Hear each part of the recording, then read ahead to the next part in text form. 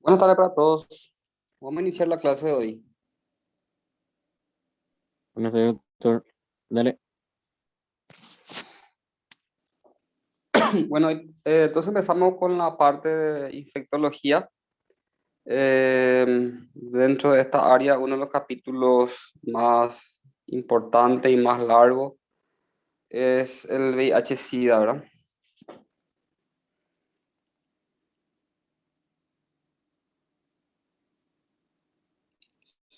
Como ustedes saben, el VIH quiere decir virus de la inmunodeficiencia humana.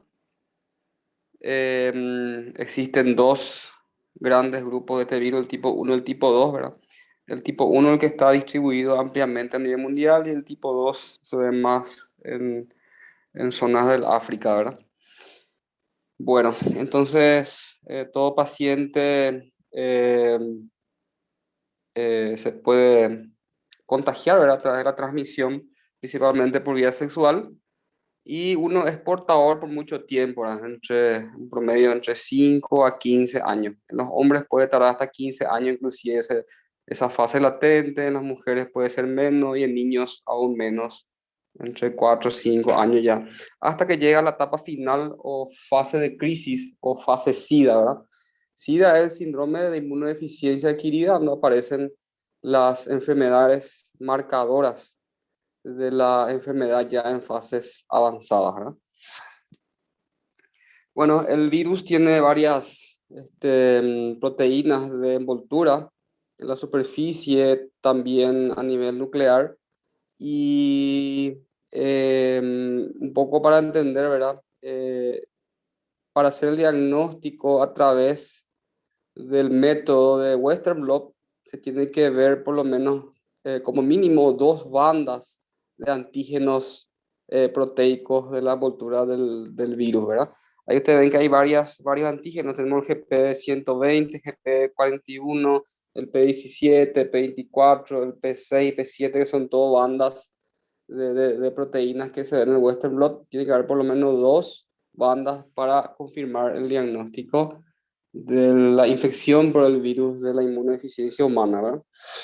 Bueno, también importante citar aquí que el test rápido que nosotros utilizamos en ProNacida es un test rápido de cuarta generación que detecta, aparte del anticuerpo, detecta ese anticuerpo unido al antígeno P24.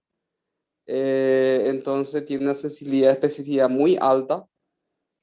Prácticamente no suelo ver falsos positivos en estos últimos tiempos.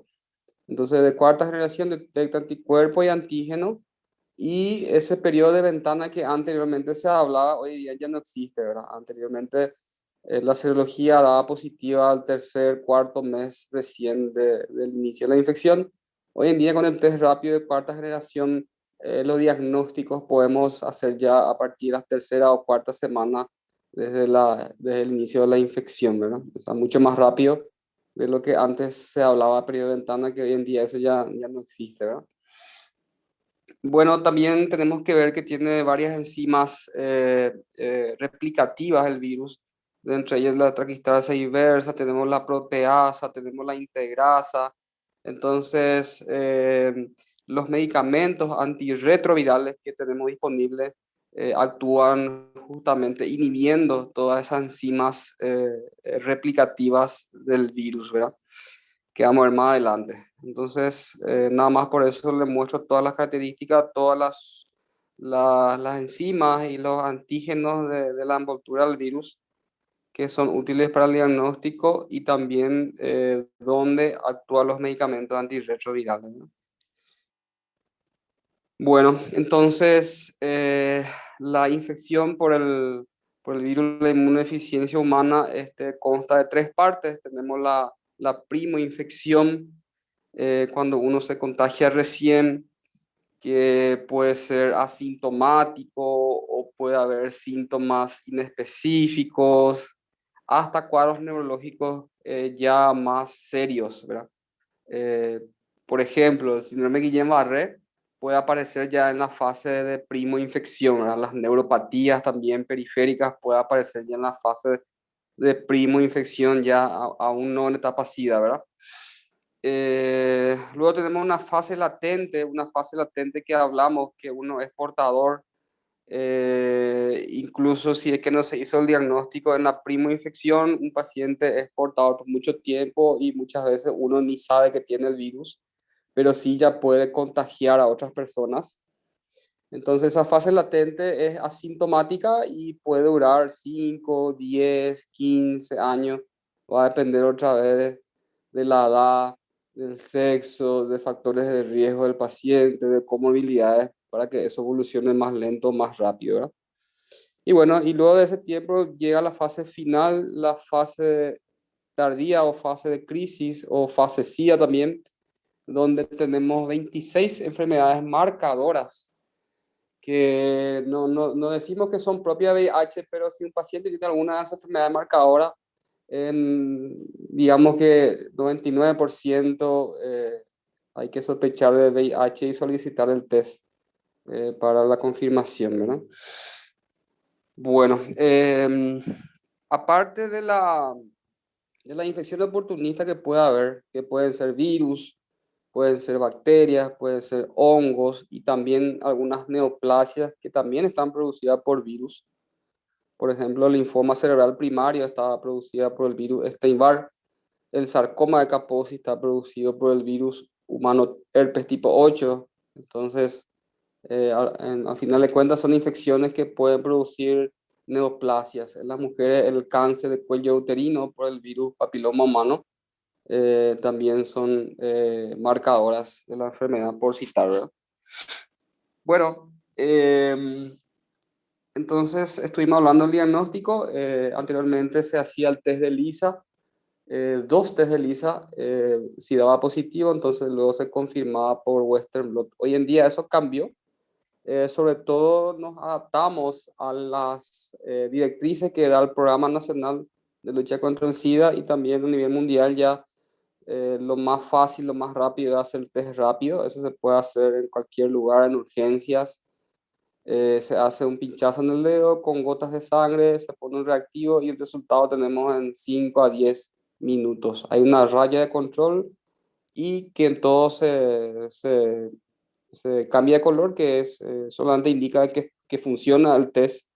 Y la segunda raya indica ya la positividad de la infección contra el virus. Entonces hacemos dos test rápidos hoy en día. Si es positivo, entonces el siguiente paso es hacer el estudio ya de carga viral, la carga viral, la cantidad de virus que hay en sangre por cada ml. Si la carga viral viene menos de 1000, se hace Western blot para la confirmación y si está más de 1000 la carga viral, ya no hace falta hacer Western blot. Entonces con la carga viral hoy en día ya se confirmará. También tenemos que saber que la carga viral en pacientes con alta sospecha de infección por el VIH se puede hacer en esa fase inicial de prima infección también para el diagnóstico. Tanto en casos de urgencia y necesitamos saber un diagnóstico lo antes posible y también en niños expuestos.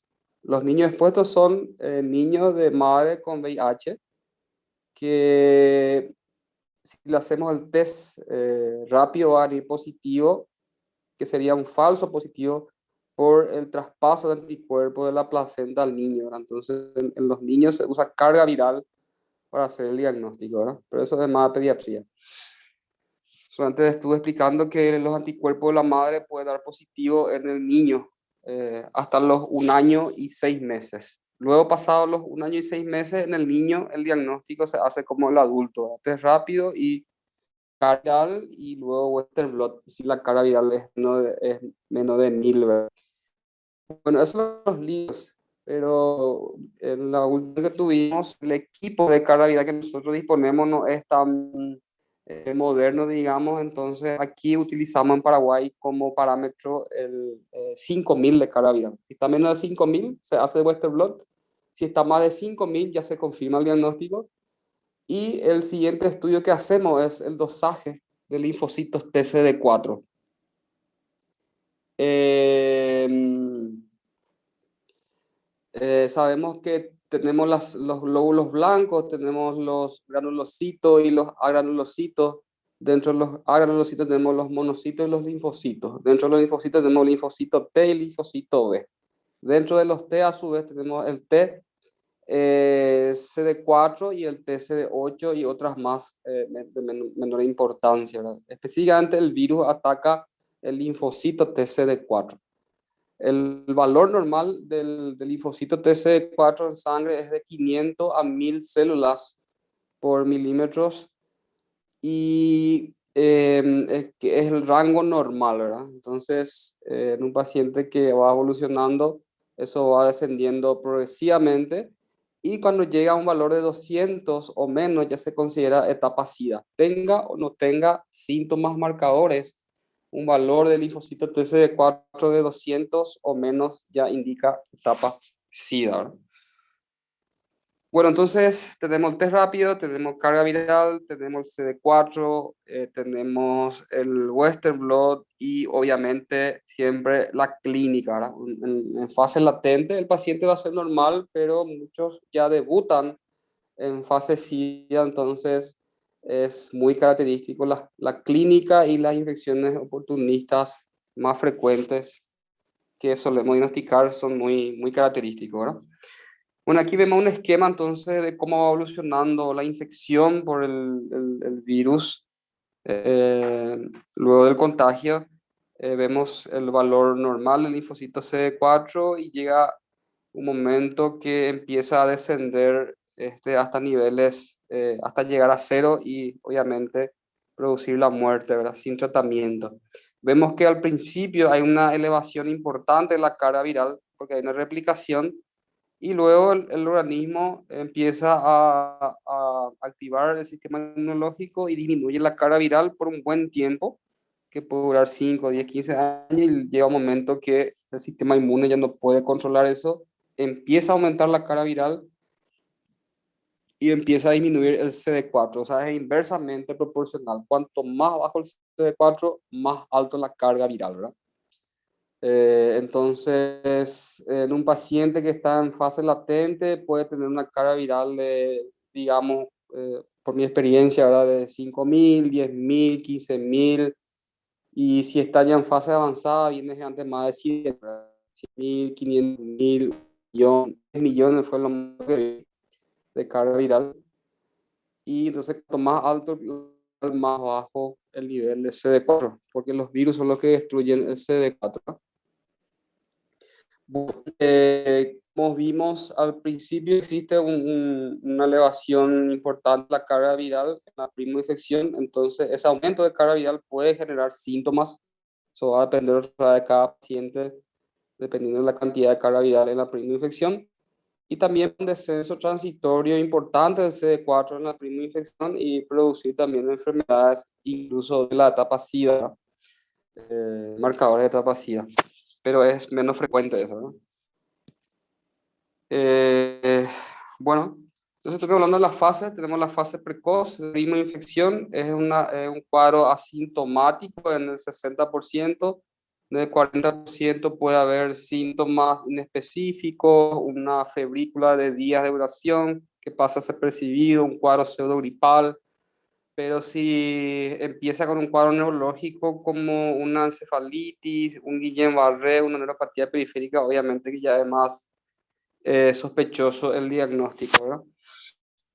También va a aparecer un síndrome mononucleócido, que el síndrome se caracteriza por presencia de dolor de garganta, angina, adenomegalia, sobre todo a nivel cervical, fiebre, puede haber patosplenomegalia y en la sangre una linfocitosis reactiva.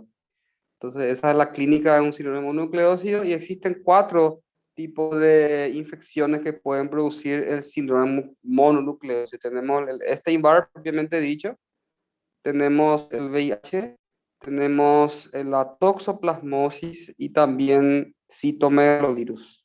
Son las cuatro infecciones que pueden producir el síndrome mononucleócido.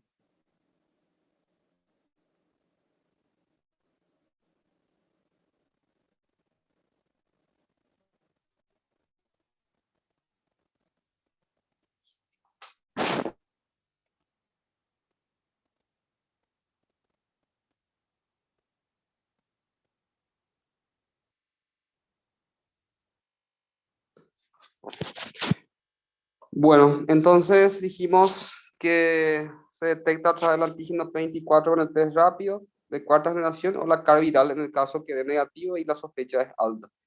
Luego tenemos la fase intermedia o crónica, donde hay una replicación viral lenta y hay una latencia clínica, o sea, el paciente se mantiene asintomático, aunque a veces puede persistir una adenopatía generalizada persistente, que es cuando persiste el ganglio más allá de 3 meses. Y también puede haber una trombocitopenia autoinmune en esta fase, no en todo, pero puede haber o trastorno neurológico central o periférico, ¿verdad? En esta fase, entonces, es lo mismo, ¿verdad? En realidad, la confirmación de Western blot, como expliqué, ya va a depender del nivel de carga viral hoy en día, ¿verdad? Y por último, la fase final o fase de crisis o etapa SIDA, ¿verdad? Aquí realmente la mortalidad es alta, más del 50%, pero va a depender también de la enfermedad oportunista que uno tenga, ¿verdad? Y por ahí también podemos hablar de la suerte de cada uno. Hay gente que viene con CD4 muy bajo y tiene solamente una candidiasis bucal que es fácil de tratar, y otros debutan con una toxoplasmosis cerebral, por ejemplo, que es grave, o otra infección oportunista más grave. Eso va a depender, digamos, otra vez de la suerte de cada uno, de qué enfermedad oportunista le infecte, ¿verdad? Pero lo más frecuente de ver es la tuberculosis, tanto pulmonar como extrapulmonar, ¿verdad?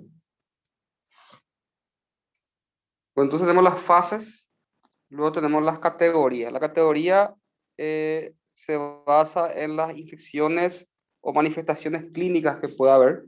En la categoría A hay una fase precoz, donde puede haber un síndrome mononucleósido, puede ser asintomático, puede haber un exantema en piel, incluso puede haber también Guillain-Barré, neuropatía periférica categoría A. En categoría B es cuando presentan o ya presentado enfermedades no pertenecientes a la categoría C o A, ¿verdad? Dentro de la categoría B sí te trae como 10 síntomas o marcadores que son enfermedades leves o moderadas, fácil o relativamente fácil de tratar o de controlar, ¿verdad? Si vemos la categoría C, ya aparecen una de las 26 enfermedades marcadoras que la mayoría son potencialmente graves, ¿verdad? Bueno, ¿qué puede incluir la categoría B?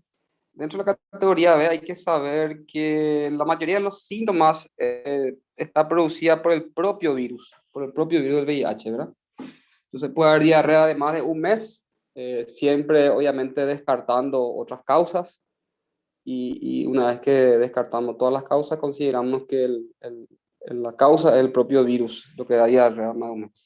Pérdida de peso, menos de 10% de lo habitual, o sea, un paciente que tiene, digamos, 100 kilos, pero tiene ahora 92, o sea, perdió 8 kilos, entonces de menos del 10%, ¿verdad? La presencia de herpes zóster también, son pacientes que ya tuvieron antecedentes de varicela en la infancia. La presencia de candidiasis en la boca, solamente bucal. Una vez que eso se extienda a esófago o a estómago, ya es categoría C. La púrpura trombocitopénica autoinmune. Entonces hay una reacción inmunológica cruzada contra el virus y eso genera autoanticuerpos que van destruyendo las plaquetas. Y con el tratamiento antirretroviral eso se recupera, ¿no?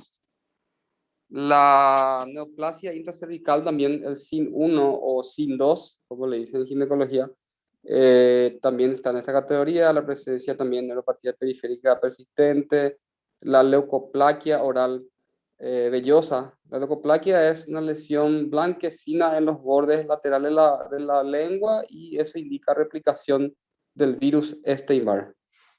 La angiomatosis basilar, que son pápulas violáceas que parecen hemangiomas y está producida por una bacteria que se llama Bartonella henselae, ¿verdad? Es la misma que produce la enfermedad por arañazo del gato en pacientes no VIH, ¿verdad? Y también las candidiasis vulvovaginales persistentes en las mujeres también es un signo a tener en cuenta para pedir el test, ¿verdad? Bueno, y aquí la categoría C están los síntomas que más solemos ver, sobre todo en pacientes que no se ha hecho el diagnóstico anteriormente, ¿verdad? Tuberculosis en cualquier sitio. Vemos tuberculosis miliar, tuberculosis meningia, intestinal, peritoneal, pleural, ganglionar, que también se llama escrófula, y es lo que solemos ver, ¿verdad?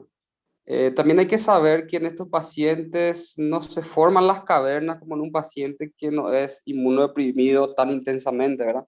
En estos pacientes el patrón siempre, en la mayoría de los casos, es miliar, por lo tanto eso no se contagia persona a persona porque va todo por la sangre, no hay ninguna caverna que expulse los bacilos al aire, ¿verdad? La encefalitis por toxoplasmosis es un cuadro frecuente. Todo paciente con focalidad neurológica, historia de fiebre y también si hubo un cuadro de convulsión, en primer lugar hay que sospechar de toxoplasmosis cerebral. Y la causa más frecuente, obviamente, de convulsión en un paciente con VIH-Sida es la toxoplasmosis cerebral. Sarcoma Kaposi, que es una neoplasia producida por el virus herpes humano tipo 8, eh, según la literatura, es casi exclusivo de homosexuales, hombres, pero ya vi mujeres también, ¿verdad? El principal diagnóstico diferencial del sarcoma Kaposi es la angiomatosis basilar. Son muy parecidas las lesiones en sí, ¿verdad? Entonces, muchas veces solamente con la biopsia podemos diferenciar entre uno y otro, ¿verdad? Bueno, la neumonía por neumocitis giroveche también es un cuadro muy frecuente.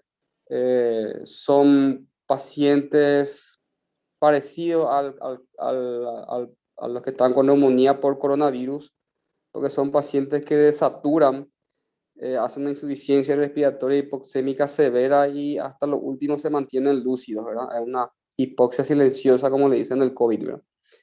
Y en la imagen, en la tomografía, sobre todo de tórax, se ve un patrón intersticial, aunque puede ser también normal en las imágenes, sobre todo la radiografía, ¿verdad? La tomografía ya es mucho más sensible al diagnóstico, entonces se ve un patrón intersticial.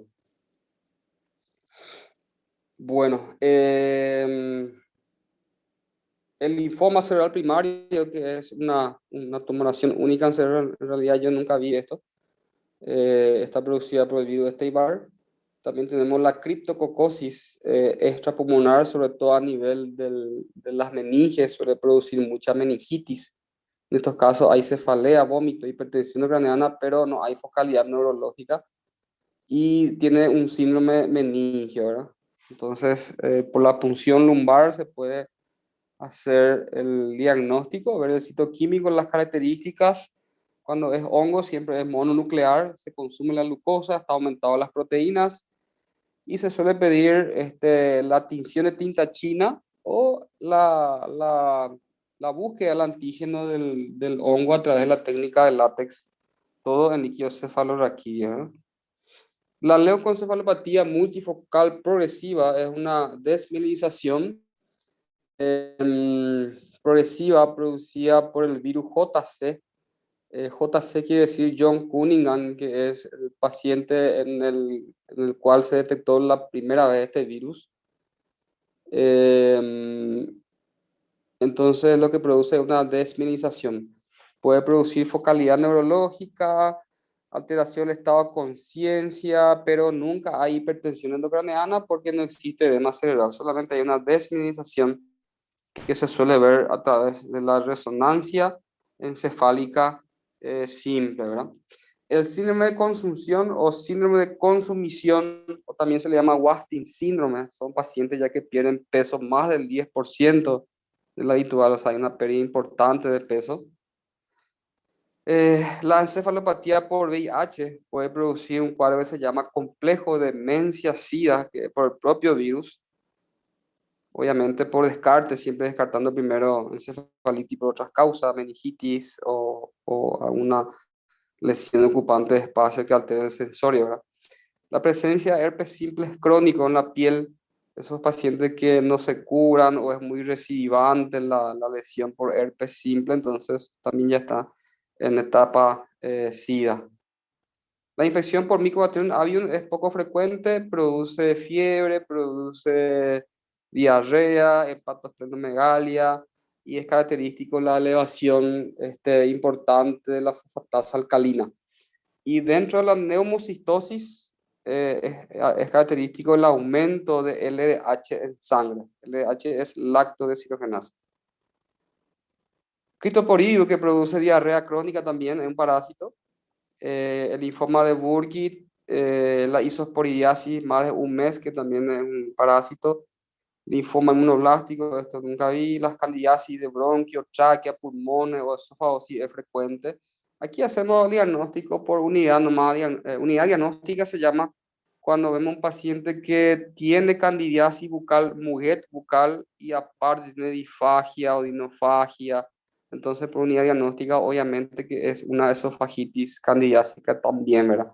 No hace falta hacer una endoscopia digestiva para confirmar eso. Hacer tratamiento y obviamente la mejoría, si es que hay mejoría, es una candidiasis esofágica también, o si no, bueno, después se plantea una endoscopia para ver otros diagnósticos diferenciales, ¿verdad? La sepsis por salmonela recurrente, la infección por citomegalovirus. El citomegalovirus lo que produce con mayor frecuencia es una corioretinitis y en el 50% de los casos produce desprendimiento de retina. La neumonía bacteriana recurrente, por definición, es un paciente que tiene dos o más neumonías en un año, o tres o más ya en mucho tiempo, en toda la vida, digamos, ¿verdad? Entonces, la definición de neumonía bacteriana recurrente, la neumonía bacteriana adquirida en la comunidad es mucho más frecuente en un paciente con VIH y también hay mayor riesgo de complicaciones, ¿eh? El cáncer cervical invasivo por el virus del papiloma humano y bueno, entonces ya es invasivo, ya no es más neoplasia intracervical, ya pasó todas las capas a nivel del cuello uterino y obviamente después ya con tendencia a metástasis, ¿verdad? Bueno, esta es una imagen de las lesiones del herpes simple tipo 1, donde se ven múltiples vesículas. Esto produce un dolor tipo ardor, tipo quemante, tipo urente, y luego esas ampollas se desprenden, que están llenos de virus. Y lo que afecta a nivel genital suele ser el tipo 2, pero las lesiones son muy parecidas también al tipo 1. Este es un paciente que desarrolló un herpes zóster ya a nivel del nervio oftálmico. Entonces, esta localización así es muy característico de paciente inmunodeprimido. Lo más frecuente es ver intercostal en paciente no inmunodeprimido, pero cuando es VIH solemos ver así, oftálmico, o también puede producir parálisis facial. En ese caso se llama síndrome de Ramsay-Hamm, ¿verdad? Síndrome de Ramsay-Hamm cuando produce una parálisis facial. También puede producir parálisis de los nervios oculomotores, y eso se llama síndrome de Zika, ¿verdad? Bueno, este entonces es un herpes zóster ya en la zona de un dermatoma a nivel dorsal. Obviamente en un paciente inmunodeprimido las lesiones son mucho más extensas, mucho mayores y más difícil que se logre una curación rápida, ¿verdad? Bueno, una vez que tengamos nosotros una buena historia clínica, tenemos ya la confirmación diagnóstica, tenemos ya el valor SD4, la carga viral, tenemos que clasificar a ese paciente en estadios, ¿verdad? Entonces, aquí se juntan el estadio clínico y el estadio inmunológico. El estadio clínico ya hablamos que A, B, C, dependiendo de la infección oportunista que tenga. Y los números 1, 2, 3 se tiene en cuenta el valor del linfocito TCD4. La categoría 1 si tenemos linfocito mayor a 500, categoría 2 si tenemos un linfocito entre 200 a 499 y categoría 3 si tenemos un linfocito menor a 200. Entonces, según este cuadro, etapa SIDA es A3, B3 y todos los C.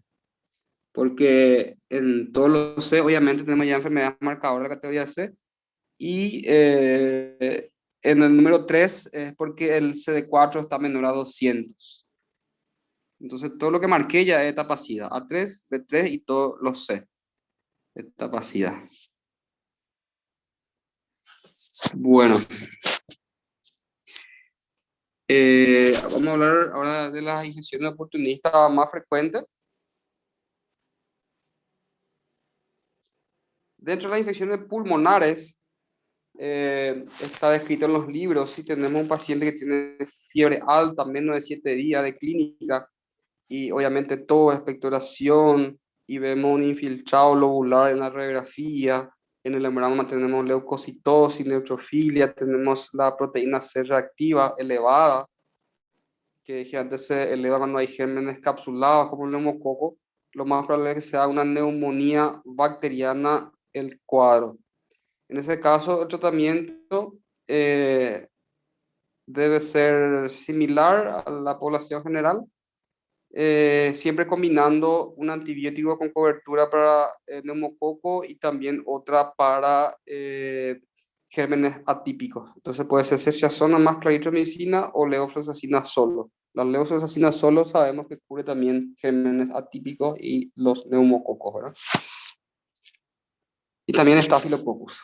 Si el cuadro es más de 7 días, con patrón intersticial en la radiografía de tórax, lo más probable es que sea neumocistosis o tuberculosis. Si es neumocistosis, en sangre tenemos una elevación importante de LH, el paciente desatura, y es impresionante cómo se mantiene lúcido hasta las últimas fases.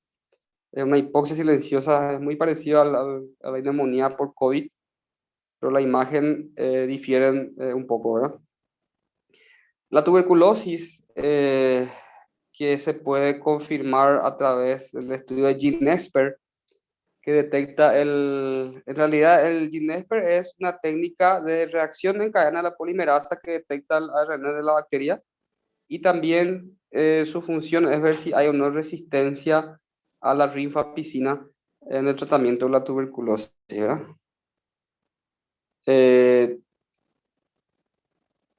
Se suele hablar también de la adenosina desaminasa como estudio diagnóstico, pero en el VIH, sobre todo en el paciente muy inmunodeprimido, no tiene mucho valor, porque la adenosina desaminasa es producida por los linfocitos, y si yo tengo un linfocito TCD4 muy bajo, entonces no se va a elevar esa sustancia. No me sirve mucho la adenosina desaminasa como marcador de sospecha diagnóstica de tuberculosis en VIH, ¿no? Bueno, esta es una imagen donde se ve el patrón miliar, ¿verdad? A veces la radiografía puede ser normal, pero el paciente tiene clínica de fiebre vespertina, toda expectoración, pérdida de peso, diaforesis. Entonces, en la tomografía se ve el patrón miliar característico del paciente inmunodeprimido, ¿verdad? Obviamente el tratamiento es igual a la población general también en el caso de la tuberculosis. En el caso de la neumocistosis, el tratamiento es cotrimoxazol, y si la presión parcial de oxígeno está menor de 70 milímetros de mercurio, se agregan corticoides. A nivel gastrointestinal tenemos la lesión blanquecina en los bordes laterales de la lengua, que se llama leucoplasia oral vellosa, está producida por el virus Epstein-Barr. Generalmente esto no tiene un tratamiento específico. Una vez que se inicia el tratamiento antirretroviral, esto desaparece. Entonces la presencia de muguet en la boca entonces es característico de candidiasis bucal, y si a eso le sumamos disfagia, pirosis, por unidad diagnóstica, pensar en una candidiasis también esofágica, ¿verdad? Ahora, si no existe mejoría, entonces ahí sí se hace una endoscopía digestiva alta buscando eh, otro tipo de lesiones como diente diferencial. Bueno, si no vemos candidiasis en el esófago y vemos múltiples úlceras en el esófago, entonces puede ser herpes simple la causa de la esofagitis. Si vemos una única lesión ulcerada grande en el esófago, entonces la sospecha es de citomegalovirus. Y también se puede ver las lesiones eh, tipo hemangioma en el esófago, que puede corresponder a sarcoma de Kaposi, ¿verdad? Y eso puede sangrar, inclusive generar hemóptisis si está en el sistema digestivo, perdón, hematemesis está en el sistema digestivo, y hemóptisis si está a nivel pulmonar, entre los bronquios, esa lesión, ¿verdad? Bueno, puede haber diarrea crónica también por salmonella, Campylobacter jejuni, Shigella, Mycobacterium avium.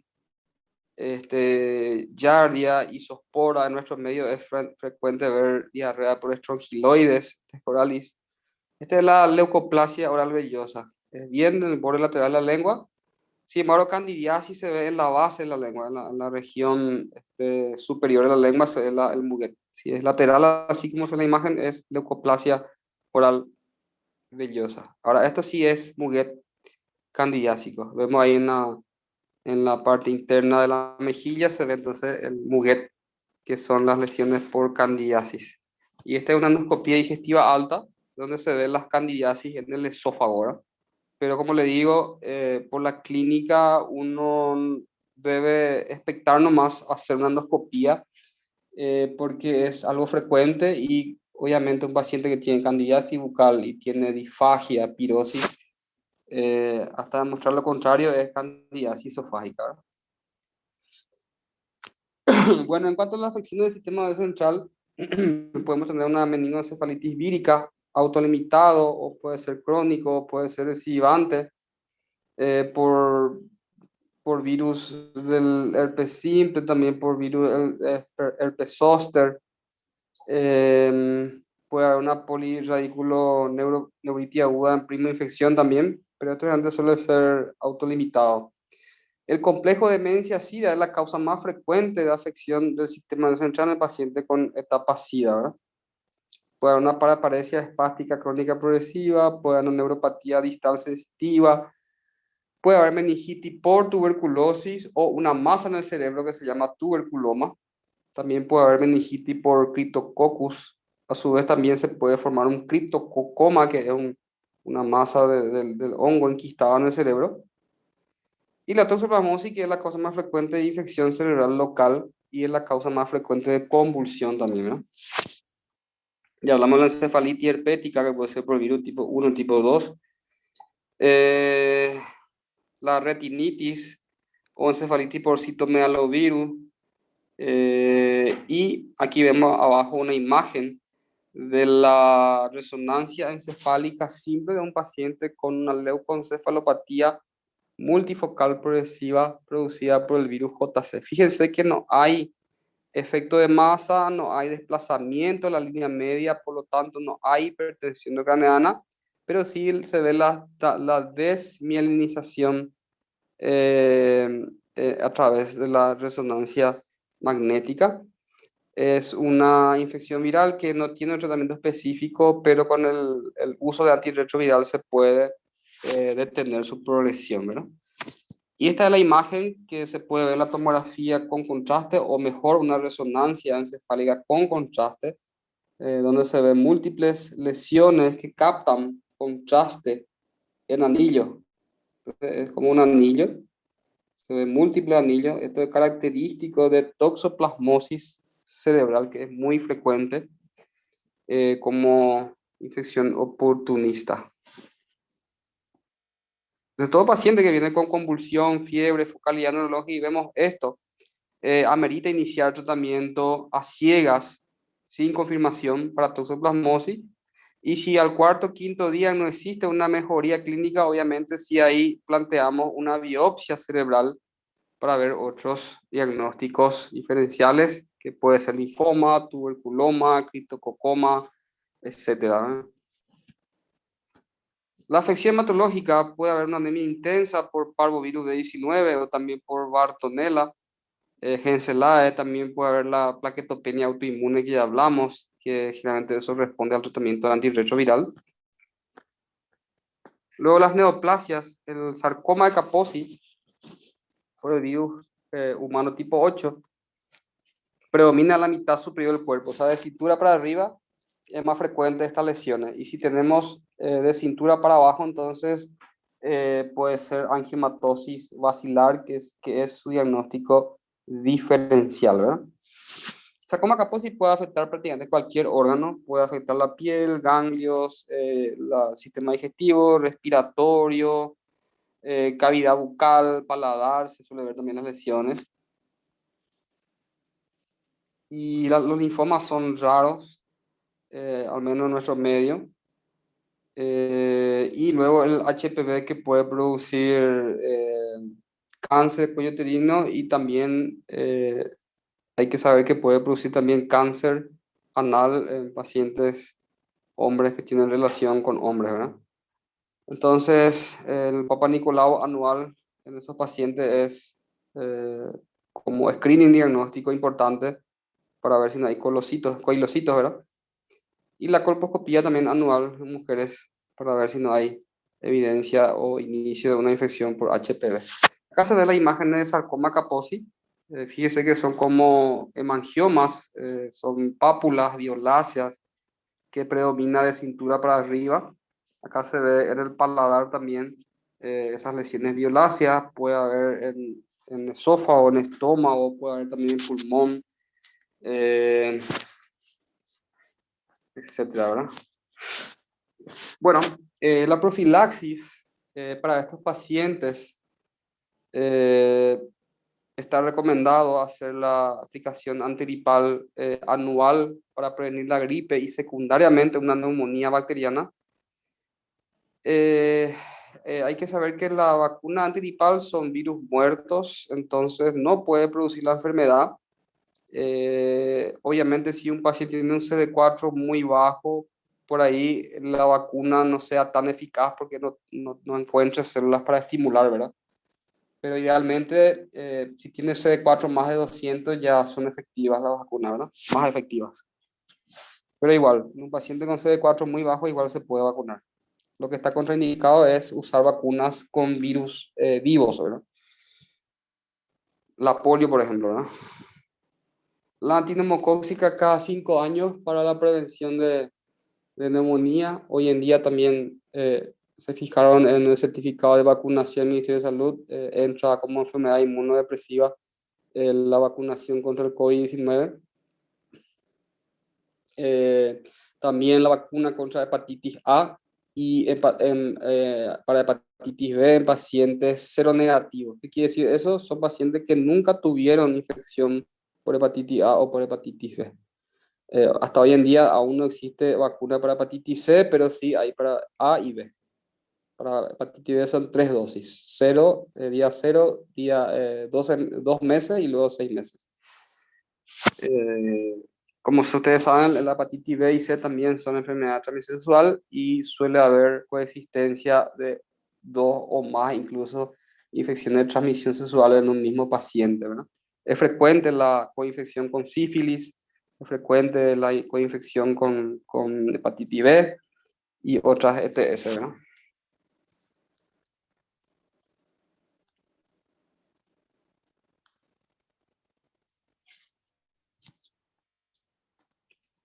Bueno, no sé si hay alguna pregunta hasta aquí para continuar mañana porque la parte de VIH de SIDA es en realidad bien largo y hay mucha información, ¿verdad?